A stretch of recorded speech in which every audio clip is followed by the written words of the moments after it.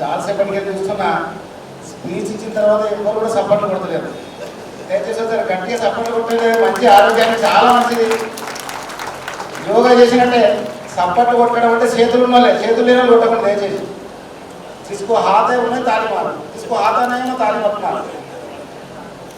గౌరవనీయులు ఈనాటి కార్యక్రమానికి ప్రత్యేక ఆకర్షణగా చేసిన పెద్దలు అన్న ఎమ్మెల్యే డైనమిక్ ఎమ్మెల్యే కృష్ణన్న గారు, అలానే వేదిక మీద ఉన్న పెద్దలు మరో గౌరవనీయ కార్పొరేటర్ గారు ముద్దం యాదవన్న గారు, అలాగనే మా మిత్రుడు రవీంద్ర రెడ్డి కార్పొరేటర్ గారు, పక్కనే వాడకు ఆడుకున్న పక్కనే కార్పొరేటర్ గారు, మిగతా వేదిక మీద ఉన్న గురువులకు పెద్దలకు, నా ముందున్న అక్క చెల్లెలకు అన్నదమ్ములకు గురువులందరికీ కూడా పేరు పేరున తెలంగాణ వందనాలు. ఇప్పుడు సపోర్ట్ కొట్టడం చెప్పి కొట్టుకోవాల్సి వస్తుంది. మేము ఎందుకు వచ్చినామో మీకు తెలుసు, మీరు ఎందుకు వచ్చినారో మాకు తెలుసు. కానీ మేము వచ్చిన విషయం అయితే మిమ్మల్ని ఒకటి అడగాలి. ఏ రకంగా అడగాలి? దండం పెట్టి దరఖాస్తు పెట్టుకున్నట్టు మేము మీకు ఒకటి అడగాలి. మా రిక్వెస్ట్ అంతా కూడా మీతో ఏంటంటే, ఎలక్షన్స్ గ్రాడ్యుయేట్స్ వచ్చినాయి అంటే మేధావులకు సంబంధించిన ఎన్నికలు కాబట్టి ఆలోచించి ఓటు వేయవలసిన సమయం కాబట్టి చాలా గొప్పగా గౌరవ ముఖ్యమంత్రి వర్యులు మన వాణి గారికి టికెట్ ఇచ్చింది టీఆర్ఎస్ పార్టీ పరంగా. ఈరోజు వాణి గారు ఈ ఎన్నికల్లో పోటీ చేస్తున్నారు. మరి ఇన్ని పార్టీలు ఉండి ఏ పార్టీ కూడా ఒక మహిళకు ఇప్పటిదాకా టికెట్ ఇచ్చిన ఈ హైదరాబాద్ చరిత్రలో లేదు. ఇది మొదటిది. రేపే మహిళా దినోత్సవం, మీరు అందరికీ కూడా అడ్వాన్స్ ఉమెన్స్ డే. ఇప్పుడైనా సపోర్ట్ నిజంగా కూడా మహిళా దినోత్సవ శుభాకాంక్షలు తెలుపుతూ ఈరోజు ఒక రెండే విషయాలు మీకు చెప్పి నేను ముగిస్తా. నిజంగా అందరూ కూడా గురువులే, అంతే అసలు సభలో ప్రశ్న సభ్యులందరూ కడుతున్నారు, అంతా గురువులే కదా. అంటే చాలా ఆలోచించారు. ఎట్లా అంటే పిల్లగాడు పుడితేనే అమ్మ ఒడిలోకి వెళ్ళి సరాసరి ఎవరి ఒడిలోకి వస్తారంటే మీ ఒడిలోకి వస్తారు. ఇక అక్కడికి వెళ్ళి మొదలైతే విద్యాభ్యాసం. అవునా కదమ్మా? అమ్మ ఒడిలోకి వెళ్ళి సరాసరి ఉపాధ్యాయులు ఒడిలోకి వస్తాను. ఇక అప్పటి నుండి నడుస్తుందిగా ఆ విద్యార్థిని తీర్చిదిద్దే బాధ్యత ఈరోజు మీ పైన ఉంటుంది.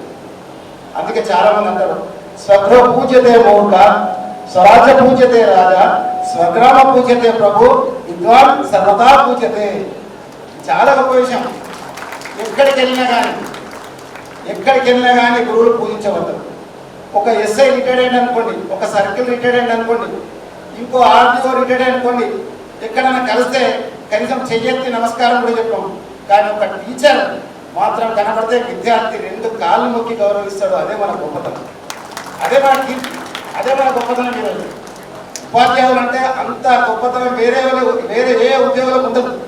కాబట్టి అక్కడికి వచ్చిన ఈరోజు విద్యార్థులను తయారు చేస్తున్నారు. కాబట్టి మేము ఎక్కువ చెప్పాలంటే నిజంగా కూడా తాతకు దగ్గర నేర్పినట్టే మీకు ఓటాడడం అంటే, మీరు మాకంటే ఎక్కువ మేధావులు, మాకంటే ఎక్కువ ఆలోచించేటోళ్ళు, మాకంటే ఎక్కువ నిర్ణయాలు తీసుకుంటారు. కాబట్టి నేను తక్కువ చెప్తా, ఎక్కువ చెప్పను. నా రిక్వెస్ట్ ఏంటంటే, మా అక్క చెల్లెలు చాలా మంది వచ్చారు కాబట్టి వాళ్ళకి ఓపిక ఎక్కువ, కాబట్టి ఆ ఓపిక మీద ఒక చిన్న కథ చెప్పినాను. చాలా మంది ప్రశ్న వాళ్ళ కోరికలు బాగున్నాయి. వాళ్ళ కమర్షియల్కి వెళ్ళి రెసిడెన్షియల్ ట్యాక్స్ కావాలని, కమర్షియల్ నల్లకి వెళ్ళి రెసిడెన్షియల్ ట్యాక్స్ కనెక్షన్ ఇవ్వాలని వాళ్ళ మేజర్ కోరిక రాష్ట్ర వ్యాప్తంగా ఉండేది ఒకటే. వాళ్ళకి ఏంటంటే కమర్షియల్ ట్యాక్స్ పడుతుంది కాబట్టి చాలా ఇబ్బందికరమైన వాతావరణంలో విద్యార్థులను తయారు చేస్తున్నాం. కానీ మా డబ్బులు మాత్రం అన్ని ట్యాక్స్ రూపంగా పోతున్నాయి. ఒక ఆవేదన ఇది మొత్తం అన్ని జిల్లాలలో, అన్ని రాష్ట్రాలలో ఇది రాష్ట్రానికి సంబంధించిన సమస్య. తప్పనిసరిగా మీకు ఒక విషయం చెప్తా, ఇది అన్న చేతిలో అయ్యే పని. నేను ఎలక్షన్ ఉన్నాయి అంటలేను. కేటీఆర్ గారి దగ్గర ఫైల్ ఉంది. ఈ ఫైల్ తయారై కేటీఆర్ గారి టేబుల్ మీద ఉంది. ఒక సంతకం పెడితే మీకు రిజిస్ట్రేషన్ కన్నా ఎంటైర్ ఎవ్రీథింగ్ ప్రిపేర్ అయి ఉంది. ఎందుకంటే మైసెల్ఫ్, నేను మేయర్ ఉన్నప్పుడు కౌన్సిల్లో తీర్మానం చేసి పంపించిన ఏకైక మేయర్ నేను. ఎందుకంటే అత్యధిక ఎడ్యుకేషన్ ఇన్స్టిట్యూట్స్ ఉన్నాయంటే అది కరీంనగర్లో. ఉత్తర తెలంగాణలో అత్యధిక ఎడ్యుకేషన్ ఇన్స్టిట్యూట్స్ ఉన్నాయంటే మా కరీంనగర్. కాబట్టి మొదటగా నేను మేయర్ అయినాక తీర్మానం చేసి పంపించడం జరిగింది. కేటీఆర్ గారి దగ్గర ఉంది. ముఖ్యంగా మా అక్క చెల్లెలకు ఒక రిక్వెస్ట్, ఇది చాలా ఓపికగా ఆలోచించండి. 1,95,000 మంది మహిళలు ఉంటుంది. 1,95,000 5 లక్షలలో అంటే మీ ఓటు ఎంత గొప్పదో ఒక మహిళకి అయితే మొదటి ప్రిఫరెన్స్ తోటే అన్ని గెలిచిపోతుంది. కాబట్టి దయచేసి ఓపిక ఆలోచించండి. నేను ఒక చిన్న కథ చెప్తాగా. ఇద్దరు భార్యాభర్తలు ఉంటారు. కొంచెం భర్తకు భార్య పైన అనుమానం వస్తుంది. ఏం అనుమానం వస్తాయి అంటే నా పిల్లానికి శివుడు అని. శివుడు అంటే తెలుసు కదమ్మా. శివుడు అంటే శివుడు ఏం అనడం శివుడు అంటారు.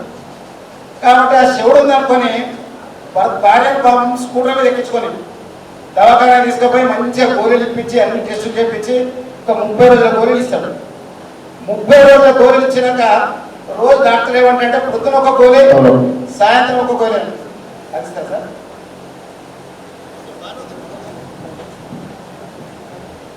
పొద్దున ఒక గోళీ ఏంటి సాయంత్రం ఒక గోళీ ఏమంటుంది. ఇక పాపం భర్తకు తొందరగా నా భార్యకు శివుడు పోవాలని రోజు పొద్దున్న ఎత్తిన ఒక గోళీ ఇస్తాడు. ఆఫీస్కి పోయి వచ్చినాక ఇంకో గోళీ ఇస్తాడు. ఇట్లా 30 రోజులు పరీక్షిస్తాడు. పాపం ఇక నా భార్య మంచిగా అయిపోయింది. ఇక చెవుడు పోయినట్టుందని మెల్లగా చిన్న పరీక్ష పెడతాడమ్మా. ఏం పరీక్ష? దగ్గరికి వెళ్ళి కొంచెం ఒక 20 గజాల దూరంకి వెళ్ళిపోయి ఏ కమల ఏమైందని చెప్తాడు. ఏం చెప్తున్నావు అని అడుగుతాడు.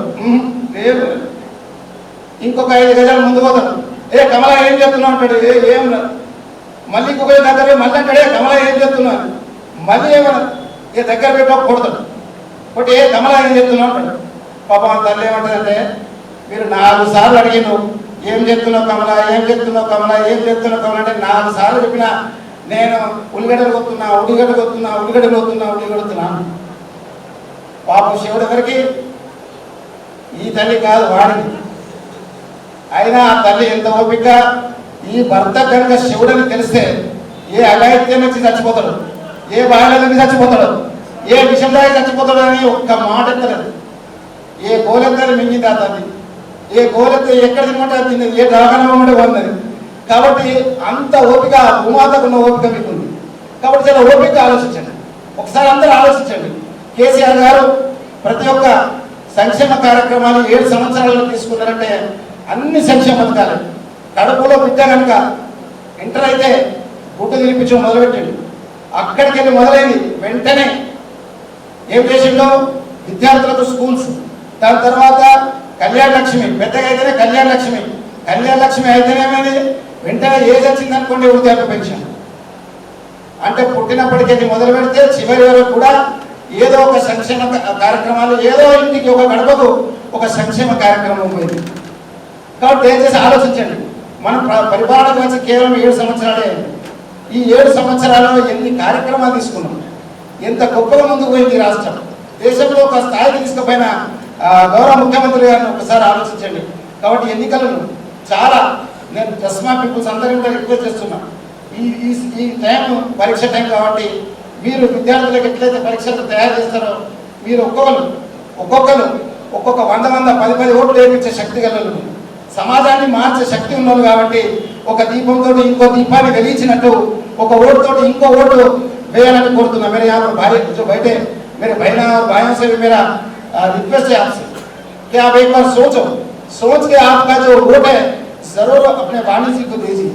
क्योंकि अगर घर में अगर संडे है 4 दिन 4 రోజులు సెలవులు వచ్చినాయి, 4 दिन अपने को अच्छा है कहीं बाहर जाएंगे चलो 4 రోజులు సెలవులు వచ్చినాయి నేను పోదాం అనుకుని మాత్రం దయచేసి అనుకోదు. సెలవులు ఉన్నాయి కదా అని మనం పోకుండా ఉండకుండా తప్పనిసరిగా उस दिन जाना और जरूर वोट डालना.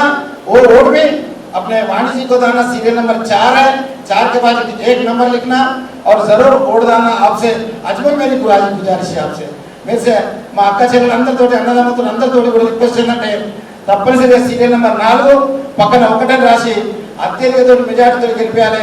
అలాగే మీకు మంచి ఎమ్మెల్యే డైనమిక్ ఎమ్మెల్యే ఉన్నాడు. మీకు నిజంగా కూడా ఎప్పుడు ఆలోచించినా కానీ పొద్దున్న లేస్తేనే ప్రజల గురించి ఆలోచించే వ్యక్తి. సమాజంలో 3 రకాల మనుషులు ఉంటారు. ఒక రకమైన మనుషులు ఏం ఆలోచిస్తారంటే పొద్దున్న లేస్తేనే భార్య పిల్లలు ఉద్యోగం అంతే. ఇక రెండో రకమైన మనుషులు ఏం ఆలోచిస్తారు?